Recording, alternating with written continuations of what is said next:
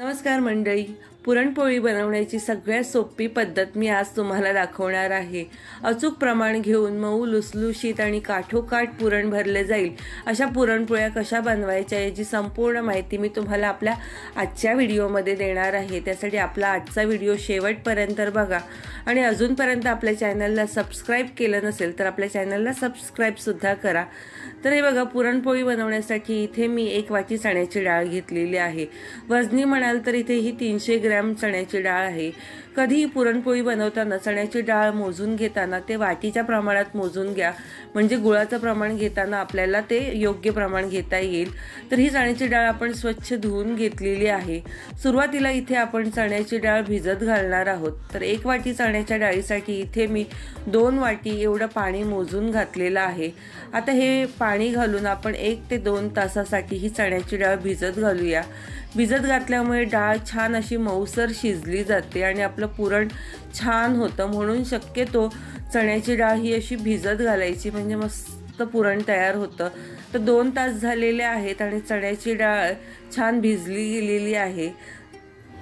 आता ही डाळ आपल्याला शिजवायची आहे। तर ही डाळ शिजवण्यासाठी मी कुकरमध्ये ही डाळ शिजवणार आहे। तर कुकरच्या भांड्यात ही डाळ काढून घेतली। तर आपण ह्यामध्ये 2 वाटी एवढं पाणी घातलं होतं। जर तुम्हाला ह्या डाळीपासून कटाची आमटी बनवायची असेल तर ह्यामध्ये थोडंसं पाणी अजून घालायचं आहे। तर मी इथे मला कटाची आमटी बनवायची आहे म्हणून थोडंसं अर्धा वाटी पाणी मी पुन्हा घातलंय। थोडीशी हळद घातले आणि 1-2 चमचे आपल्याला इथे तेल घालायचं आहे।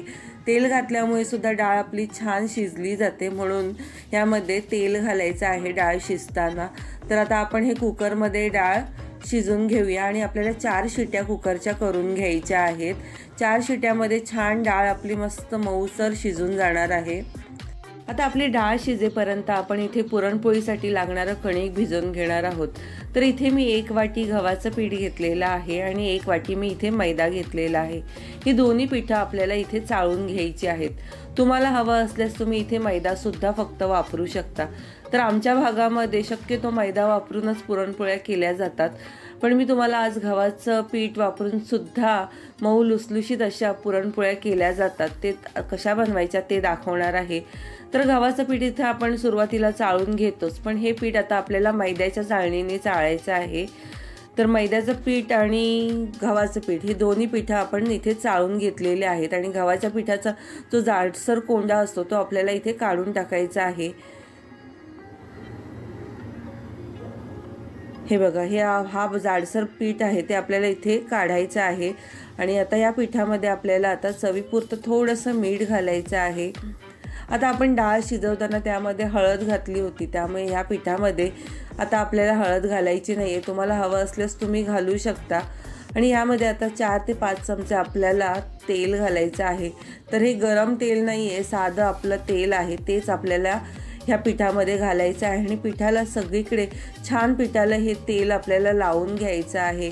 हाताने असं चोळून चोळून आपल्याला हे तेल लावून घ्यायचं आहे पिठाला। 5 मिनिटं आपल्याला तरी हे सारखं असं एकसारखं चोळून घ्यायचं आहे तेल। त्यामुळे काय होतं, आपल्या पोळ्या छान अशा मऊ लुसलुशीत होतात आणि कणिकसुद्धा छान असं मऊसर भिजलं जातं। आता ह्या पिठाची आपण मूठ करून बघायची आहे। पिठाचा गोळा झाला तर समजायचं की इथे तेल पिठामध्ये छान व्यवस्थित लागलेलं आहे आणि आता ह्यावरती थोडंसं पाणी घालायचं आहे आणि हे इथे कणिक आता आपल्याला भिजवायचं आहे। तर इथे आपल्याला असं एक पिठाचा आधी सुरुवातीला गोळा तयार करून घ्यायचा आहे आणि ह्यावरती आता आपल्याला पुन्हा थोडंसं तेल घालायचं आहे। जेव्हा आपण पुरणपोळीचं कणिक मळतो त्यावेळेला आपल्याला थोडं तेल जास्त लागतं आणि तेल घालून आपण हे पुन्हा चांगलं असं कणिक मळून घेणार आहोत। अगदी सॉफ्ट आपल्याला हे कणिक मळायचं आहे। इथे पुरणपोळीचं कणिक आपण जेवढं सॉफ्ट असं करू तेवढ्या पुरणपोळ्या छान अशा मऊ लुसलुशीत होतात। आणि हे बघा, इथे आता कणिक आपलं चांगलं मळून झालेलं आहे। आता ह्यावरती आपण झाकण ठेवून हे आता असंच ताट बाजूला ठेवून देऊया आणि तोपर्यंत आपण पुरण बनवायला घेऊया। तर इथे पुरण बनवण्यासाठी 1 वाटी मी इथे गूळ घेतलेला आहे आणि 1 वाटी आपण चणा डाळ घेतले। वजनी 300 ग्रॅमच होते आणि गूळ सुद्धा 300 ग्रॅम आहे। आणि इथे बघा, चण्याची डाळ सुद्धा शिजलेली आहे, छान शी मस्त मऊ शिजलेली आहे। बोटाने आपण शी दाबून बघायची आहे। छान डाळ शिजलेली आहे आणि हे पाणी आता आहे ते पाणी आपल्याला इथे गाळून घ्यायचं आहे। तर इथे मला कटाची आमटी बनवायची होती म्हणून मी पाणी थोडं जास्त घातलं होतं, नाहीतर 1 वाटी चण्याच्या डाळीसाठी 2 वाटी पाणी पुरेसं आहे। आता जेव्हा आपण पुरण बनवायला ठेवणार तेव्हा सर्व पाणी आपल्याला इथे गाळून घ्यायचं आहे। डाळीमध्ये अजिबात पाणी ठेवायचं नाहीये, पुरण पातळ होतं। तर हे चाळणीमध्ये बघा मी आता हे डाळ गाळून घेतलेली आहे, पाणी सर्व हे बघा निघालेलं आहे। तर कढईमध्ये डाळ घातलेली आहे आणि हे गूळ आपण बारीक चिरलेला आहे ते सुद्धा घालूया। कधीही आपण पुरण बनवताना गूळ असं बारीक चिरूनच घालायचं म्हणजे पुरण लवकर होतं। आणि इथे गॅसची फ्लेम आपण इथे स्लो ठेवलेली आहे। सुरुवातीला गॅसची फ्लेम स्लो ठेवायची म्हणजे डाळ खाली चिटकत नाही आणि जेव्हा गूळ विरघळायला लागेल त्यावेळेला आपण गॅसची फ्लेम मीडियम ठेवायची आहे। आता गूळ आपण डाळीमध्ये छान मिक्स करून घेतलंय। आता गुळाबरोबरच आपल्याला यामध्ये पाव कप एवढी साखर घालायची आहे आणि आता गूळ तर साधारण एक 4 ते 5 चमचे एवढी ही साखर होईल। आणि साखर घातल्यामुळे काय होतं, पुरणपोळी जेव्हा आपण खातो त्यावेळेला जिभेवर ठेवल्यावर पुरणपोळी मस्त अशी विरघळते आणि चवीला सुद्धा पुरणपोळी खूपच छान लागते। तुम्ही सुद्धा नक्की असं करून बघा, छान गोड पुरणपोळ्या होतात। तर हे बघा इथे आता हळूहळू गूळ इथे आता विरघळायला लागेल आणि गॅसची फ्लेम आता इथे आपण मीडियम केलेली आहे। आणि आपल्याला हे सारखं पुरण बनवताना चांगलं सारखं मिक्स करायचं आहे, ढवळायचं आहे, कारण पुरण खाली लागू शकतं। तर इथे आपली चण्याची डाळ थोडी कमी आहे त्यामुळे आपल्याला इथे पुरण बनवायला जास्त वेळ लागणार नाहीये। 5 ते 10 मिनिटांमध्ये आपल्या इथे पुरण छान इथे तयार होईल। आणि हे बघा इथे आता पुरण छान घट्ट व्हायला सुरुवात झालेली आहे। आणि आता ह्यामध्ये आपण आपल्या स्वादानुसार ह्यामध्ये वेलची पावडर घालायची आहे। एक छोटा चमचा इथे मी वेलची पावडर घालते आणि थोडंसं इथे आपल्याला जायफळ सुद्धा किसून घालायचं आहे। तर इथे मी जायफळ घेतले, थोडंसं असं किसणीवर किसून घेते, थोडंसंच घालायचं आहे। जायफळची चव सुद्धा पुरणपोळीमध्ये खूप छान येते। आणि हे आता चांगलं आपण पुरणामध्ये मिक्स करून घेऊया। आणि आता महत्त्वाचं म्हणजे आपलं इथे पुरण तयार झालंय की नाही हे कसं ओळखायचं, तर इथे आपल्याला एक सोपी तुम्हाला मी एक ट्रिक सांगते। आपल्याला काय करायचं आहे, एक छोटा चमचा घ्यायचा आहे, तो चमचा आपल्याला पुरणामध्ये असं उभा करायचा आहे। पुरण जर झालं असेल तर चमचा सरळ उभाच राहील, जर पुरण पातळ असेल तर तो चमचा असा खाली येतं। तर इथे आपलं पुरण परफेक्ट असं तयार झालेलं आहे, म्हणून हा इथे चमचा बघा उभाच राहिलेला आहे। आणि दुसरं म्हणजे इथे आपलं पुरण तुम्ही पाहू शकता की घट्ट झालेलं आहे, एकत्र त्याचा गोळा असा तयार होतो, म्हणजे इथे आपलं परफेक्ट आता पुरण तयार झालेलं आहे। आता आपण गॅसची फ्लेम बंद करायची आहे आणि 1-2 मिनिटं वाफ जाऊ द्यायची आहे आणि नंतर गरम असतानाच आपल्याला हे पुरण इथे बारीक करायचं आहे। तर पुरण बारीक करण्यासाठी इथे मी अशी ही चाळण घेतलेली आहे आणि त्यावरती आता आपण पुरण हे बारीक करणार आहोत। तर स्मॅशर घ्यायचं, नाही तर आपल्याकडे एखादी वाटी किंवा तांब्या असेल तर तांब्याने सुद्धा आपण असं हे फिरवून आपलं पुरण छान इथे बारीक होतं। तर गरम असताना पुरण वाटल्यामुळे काय ते लगेच वाटलं जातं, जर तुम्ही थंड केलं आणि पुरण वाटायला गेलात तर ते खूप असं थोडं हार्ड होतं, डाळ सुकली जाते, त्यामुळे ते लगेच वाटलं जात नाही। हे बघा मस्त इथे पुरण एकदम बारीक झालेलं आहे, बघा असं मऊ झालेलं आहे। असं पुरण इथे आपल्याला तयार करायचं आहे, म्हणजे पोळ्या सुद्धा छान आपल्याला लाटता येतात आणि पुरण सगळीकडे पोळीवर छान पसरलं सुद्धा जातं। तर आता आपण हे बघा पुरण इथे सगळं बारीक करून घेतलेलं आहे छान असं।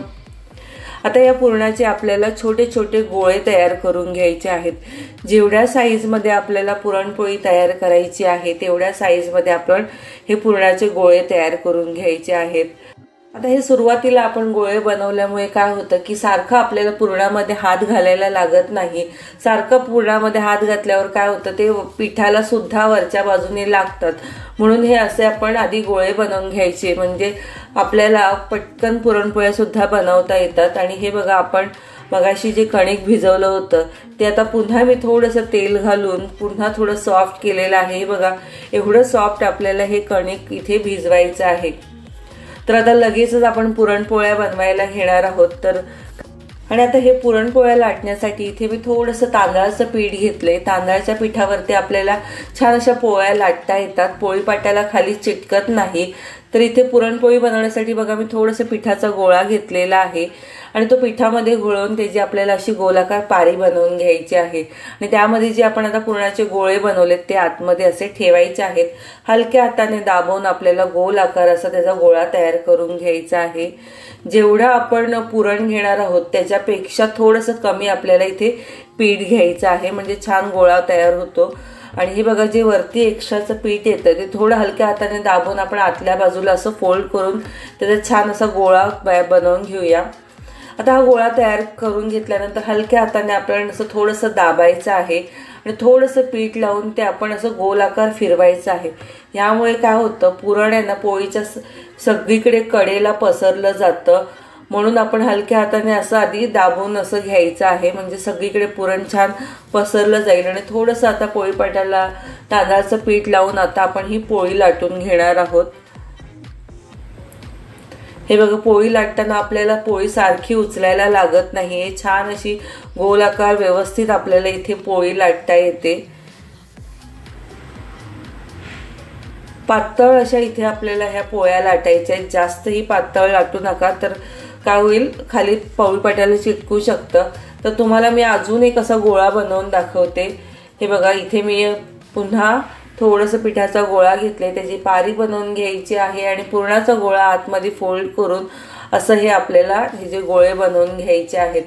पुरणपोळ्या जेव्हा आपण लाटण्याआधी अशी गोळे बनवून घेतले तर पटकन अशा पोळ्या आपल्याला एका बाजूला लाटता येतात आणि एका बाजूला शेकवता सुद्धा येतात, म्हणून अशा आपण हे गोळे आधी सुरुवातीला पिठाचे बनवून घ्यायचे आहेत आणि नंतर आता आपण ह्याच्या पोळ्या लाटून घेणार आहोत। तर मी आधी 2 ते 3 पोळ्या आधी सुरुवातीला मी लाटून घेते आणि मग तुम्हाला मी आता शेकून दाखवते। आणि हे बघा पोळ्या लाटल्यानंतर पुरण मस्त सगळीकडे पसरलं गेलेलं आहे, छान अशा आपली पोळी लाटून झालेली आहे। तर एका बाजूला तवा गरम करायला ठेवला होता, गॅसची फ्लेम मीडियम ठेवायची आहे आणि मीडियम फ्लेमवर आपल्याला ह्या पोळ्या इथे भाजायच्या आहेत। अगदी जास्त ही स्लो ठेवायची नाहीये आणि जास्त ही अशी फास्ट फ्लेम ठेवायची नाहीये। आता बघा एका बाजूने पोळी शेकवून झाल्यानंतर आपण पलटी करून घेतले आणि ही जी मागची बाजू असते ती आपल्याला थोडी जास्त अशी भाजायची असते आणि त्यानंतर वरून असं आपण तूप लावून घ्यायचं आहे आणि वरच्या बाजूला तूप लावून झाल्यानंतर पुन्हा ही पोळी पलटी करायची आहे। आणि हे बघा आपली मस्त पुरणपोळी फुललेली आहे, छान टम्म अशी फुललेली आहे आणि आता खूप सारं असं तूप लावायचं आहे पुरणपोळीला आणि मस्त आपली इथे पुरणपोळी तयार झालेली आहे। हे बघा छान पोळ्या फुटत सुद्धा नाही, छान अशा आपण इथे तांदळाच्या पिठावर लाटून घेतल्या होत्या। तर अशी वरच्या बाजूने आपण फोल्ड करून घेऊया पुरणपोळी आणि आता दुसरी एक पुरणपोळी तुम्हाला मी अशीच भाजून दाखवते। आता तव्यावर घातल्यानंतर थोड्या अर्ध्या मिनिटातच पोळी बघा खालच्या बाजूने अशी भाजली जाते, लगेच आपण ती दुसऱ्या बाजूने पलटी करायची आहे आणि वरच्या बाजूने असं तूप लावायचं आहे। 1-2 मिनिटांमध्ये छान पोळी आपली छान भाजली जाते। ही जी बाजू आहे ती आपल्याला थोडी जास्त भाजायची असते आणि कारण वरची बाजू थोडीशी पातळ असते। तर बघा आपल्या सगळ्या पुरणपोळ्या छान मस्त फुललेल्या आहेत। तर आता ह्याच पद्धतीने आपण ह्या सर्व बाकी पुरणपोळ्या सुद्धा बनवून घेऊया। तर तुम्हाला आज आपण बनवलेली ही पुरणपोळीची पद्धत कशी वाटली हे व्हिडिओमध्ये मला नक्की कमेंट करून सांगा। आणि आता हे बघा इथे आपल्या मस्त पुरणपोळ्या सगळ्या तयार झालेल्या आहेत। तुम्हाला मी पुरणपोळी दाखवते किती मस्त आपल्या पुरणपोळ्या अगदी सॉफ्ट झालेल्या आहेत। आपण हातामध्ये घेऊन मुठीमध्ये अशा दाबल्या तरी पुरणपोळी फाटत नाही, छान अगदी सॉफ्ट पोळ्या झालेल्या आहेत। हे पहा आता ही बघा ही पुरणपोळी तुम्हाला मी आतून सुद्धा दाखवते। छान पुरणपोळीला पुरण आतून सुद्धा काठोकाठ असं सगळीकडे व्यवस्थित छान पसरलेलं आहे। बघा मस्त कडेला सुद्धा पुरण छान असं लागलेलं आहे। आता ह्या पुरणपोळ्या आपण साजूक तुपासोबत किंवा दुधासोबत किंवा कटाच्या आमटीसोबत सुद्धा छान मस्त अशा खाऊ शकतो। तर आमच्याकडे जास्त करून तुपासोबत किंवा दुधासोबत खाल्ल्या जातात ह्या पुरणपोळ्या। तर तुमच्या आवडीप्रमाणे तुम्ही मस्त पुरणपोळीचा आस्वाद घ्या आणि या होळीला ह्या अशा नक्कीच पुरणपोळ्या तयार करा आणि मला व्हिडिओमध्ये कमेंट करून सांगा कशा झाल्या ते। आणि व्हिडिओ आवडल्यास तुमच्या नातेवाईकांना मित्र परिवारांना जास्तीत जास्त शेअर करा आणि आपल्या चॅनलला सबस्क्राईब करा।